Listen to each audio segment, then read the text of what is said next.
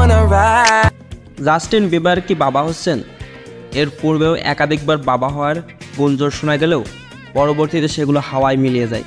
তবে এবার সত্যিই জাস্টিন ও হেইলির সুখের সংসারে আসতে চলেছে নতুন সদস্য। বাবা হওয়ার সংবাদটি নিজে আনুষ্ঠানিকভাবে ঘোষণা করলেন পপ তারকা জাস্টিন বিবার। স্ত্রীর বেবি বাম্পের ছবি পোস্ট করে ভক্ত অনুরাগীদেরকে দিলেন সুখবর।